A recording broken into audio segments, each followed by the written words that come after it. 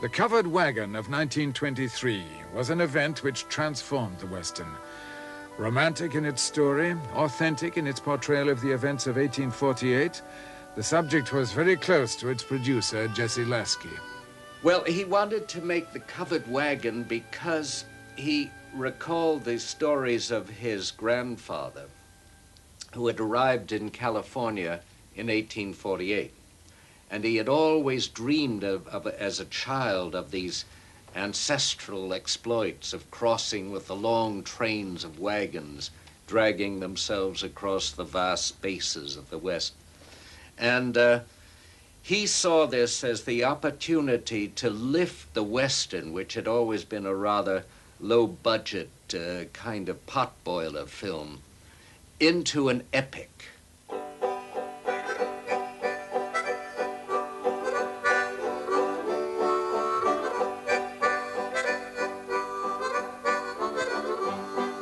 The chief cameraman on the production was Carl Brown. On the Covered Wagon, I saw pioneer women and their husbands and their children going about their daily business without any attention from me or from crews or instructions from anybody else, doing what they had been doing all of their lives.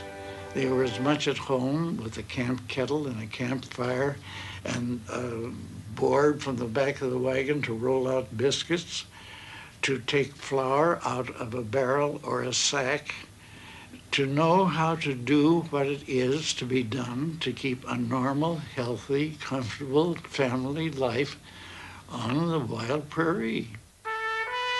The parents of director James Cruz were Mormons who had crossed the plains in covered wagons and settled in Utah. It was in Utah that Cruz chose to make the picture. As a boy, he used to watch the covered wagons moving past the family ranch.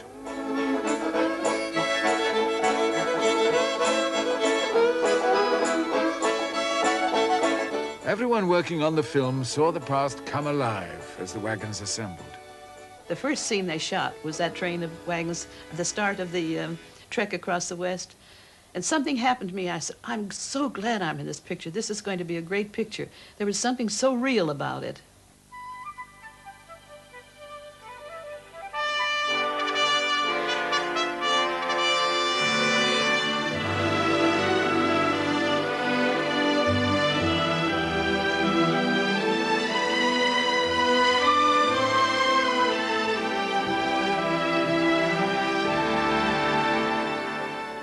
They had advertised all through the West and everywhere. Anybody who had a Conestoga wagon would be given, I believe, $2 a day, and they're stock fed, and they would be in this great picture.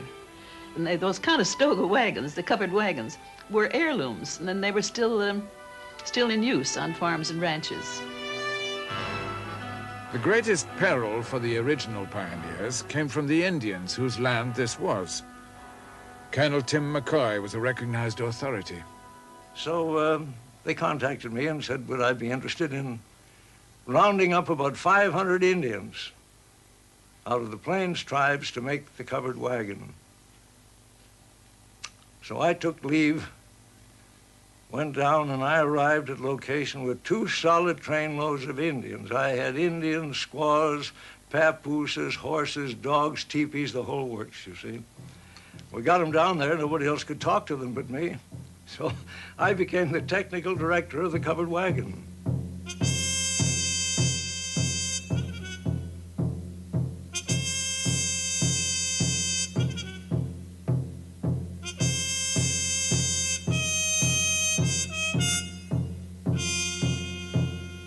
He was the one that brought them down from there with their own equipment.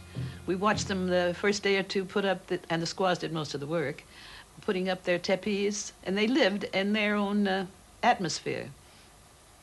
And he told them the story each day in sign language, and you never had to retake an Indian shot. It was perfect from the first take. They lived that story. They relived it.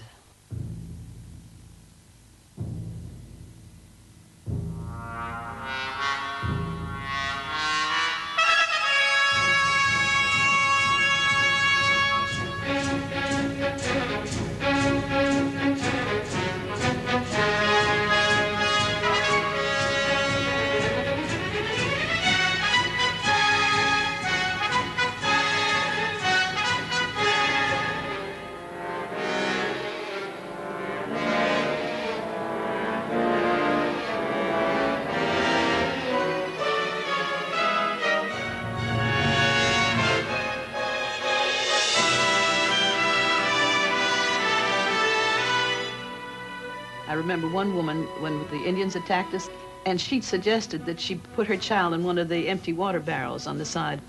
And Jim Crews got a lot of ideas from these people who were not professional actors. I think that was maybe the spirit of that picture was in the people who made it.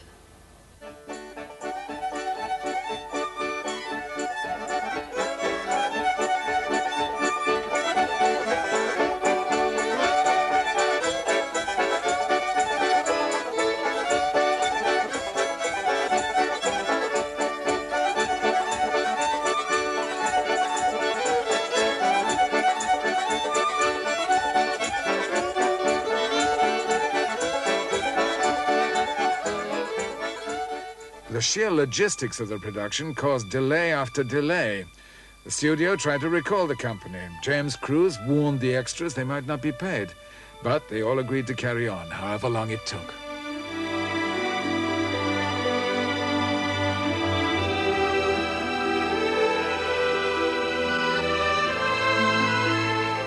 The picture was running away over budget. We ran into bad weather. It snowed when we didn't want snow. So we shot along through the snow, and they turned out to be the best scenes in the picture, naturally. You know, it always happens that way. The crossing of the River Platte was the biggest challenge, as it had been for the pioneers. The first attempt, dragging the wagons across on cables, was a total failure. Terribly sad day. They made a mistake in putting chains on the tongue of the wagon so that they would really get across, and the first two horses drowned. I couldn't work that day. I went back to my tent, and Jim said, well, we'll dismiss and we'll just do some other scenes. The only thing to do was to go back reluctantly to what had worked so well for the pioneers. We caulked the wagons, we fixed the barrels on the side so they would serve as buoyancy. We hitched up the oxen, we put them in proper position, and we suggested to them, politely but firmly, by means of pistol shots and cracking whips, that it might be a very good idea to go over that way.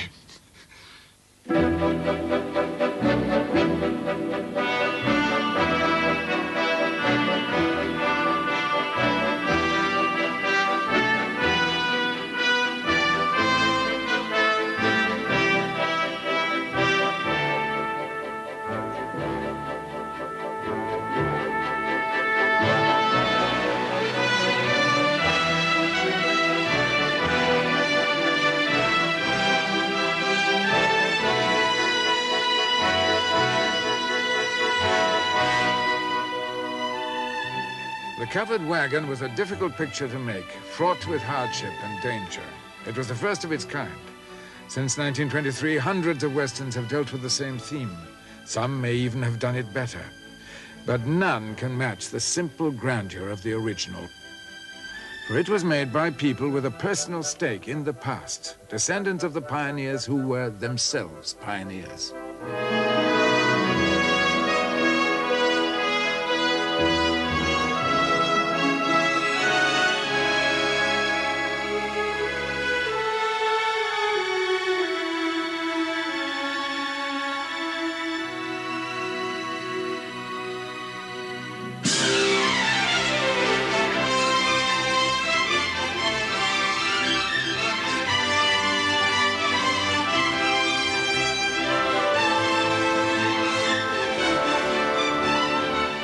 The success of the Covered Wagon inspired an era of Western epics.